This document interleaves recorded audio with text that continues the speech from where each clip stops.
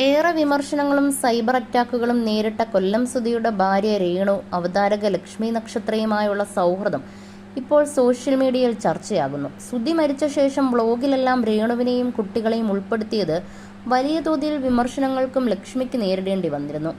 എന്നാൽ സൗഹൃദം അവസാനിപ്പിച്ചോ എന്ന ചോദ്യങ്ങളും ഉയർന്നിരുന്നു. ഇതിനുള്ള മറുപടിയുമായി രേണു തന്നെ എത്തിയിരിക്കുകയാണിപ്പോൾ. ലക്ഷ്മി നക്ഷത്രയുമായി കോണ്ടാക്ട് ഉണ്ടോ എന്ന ചോദ്യത്തിന് ലക്ഷ്മി ഫ്രീ ആകുമ്പോൾ മെസ്സേജ് അയക്കും, തിരക്കല്ലേ, പിന്നെ ഞാനും അടുത്തിടെയായി കുറച്ച് തിരക്കാണ് എന്നാണ് രേണു സുധി പറഞ്ഞത്. ഒരു ഉദ്ഘാടനത്തിന് എത്തിയപ്പോഴായിരുന്നു രേണുവിന്റെ മറുപടി. താൻ ഒറ്റയ്ക്കാണ് ഇപ്പോൾ തീരുമാനങ്ങളെല്ലാം എടുക്കുന്നത്, വേറെ ആരും തീരുമാനിക്കാനില്ല. മൂത്ത മകനെ എല്ലാം അറിയിക്കും, വർക്കൊക്കെ വരുമ്പോൾ അവനോട് പറയും. സുധിച്ചേട്ടൻ്റെയും എൻ്റെയും വീട്ടുകാരും സപ്പോർട്ടാണെന്നും ഞാൻ സമൂഹത്തിലേക്ക് ഇറങ്ങി മോഷ്ടിക്കുകയോ കൊല്ലുകയോ ഒന്നും ചെയ്യുന്നില്ലല്ലോ എന്നും രേണു പറയുന്നു. അടുത്തിടെ ദാസേട്ടൻ എന്ന സോഷ്യൽ മീഡിയ താരവുമായുള്ള രേണുവിന്റെ ആൽബം പുറത്തു വന്നിരുന്നു. ഇതിലെ രംഗങ്ങൾ ചൂണ്ടിക്കാട്ടിയും വലിയ രീതിയിലുള്ള വിമർശനങ്ങളും നേരിടേണ്ടി വന്നു.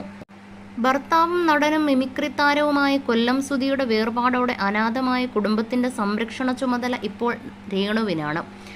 2 മക്കൾക്കും നല്ല വിദ്യാഭ്യാസവും ജീവിത സാഹചര്യവും ഒരുക്കി കൊടുക്കുക എന്നത് മാത്രമാണ് ഇപ്പോൾ രേണുവിന്റെ ലക്ഷ്യം.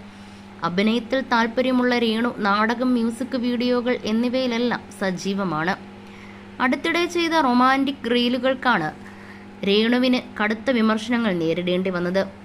എന്നാൽ വിമർശനങ്ങളിലൊന്നും തളരാതെ മുന്നോട്ട് പോവുകയാണ് രേണു. റീലുകളിലൊക്കെ സജീവമായ ശേഷം നിരവധി സിനിമാ അവസരങ്ങൾ തനിക്ക് ലഭിക്കുകയുണ്ടായി എന്ന് രേണു പറഞ്ഞു.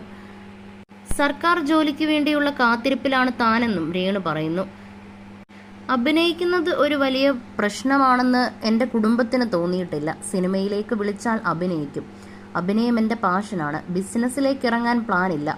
ഏട്ടൻ മരിച്ച സമയത്ത് സർക്കാർ ജോലി വാഗ്ദാനം ചെയ്തിരുന്നു.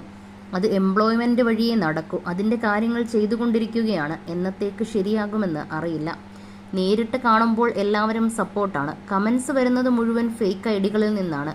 ദാസേട്ടൻ കോഴിക്കോടിനെ പരിചയമുള്ളതുകൊണ്ടാണ് ഫോട്ടോഷൂട്ട് ചെയ്തത്. ഒരു സിനിമ ചെയ്യാൻ ഒരുങ്ങിയിരിക്കുകയാണ്. നല്ലൊരു കഥാപാത്രമാണ്. ഷൂട്ട് തൃശ്ശൂരാണ്. സിനിമയിൽ നിന്നും പലരും വിളിച്ച് വർക്കൊക്കെ നന്നായി എന്ന് അഭിനന്ദിച്ചിരുന്നു. ദാസേട്ടൻ എൻ്റെ സഹോദരനാണ്. അദ്ദേഹത്തോടൊപ്പം ഒരു ആൽബം ചെയ്യാൻ പോവുകയാണെന്നും രേണു പറഞ്ഞു. 2 വർഷം മുമ്പുണ്ടായ കാർ അപകടത്തിലാണ് കൊല്ലം സുധി അപ്രതീക്ഷിതമായി മരണപ്പെട്ടത്. സുധിയുമായുള്ള രേണുവിന്റെ ദാമ്പത്യം 5 വർഷം പിന്നിട്ടപ്പോഴായിരുന്നു മരണം. കാർ അപകടത്തിന്റെ രൂപത്തിൽ എത്തി സുധിയെ കവർന്നത്.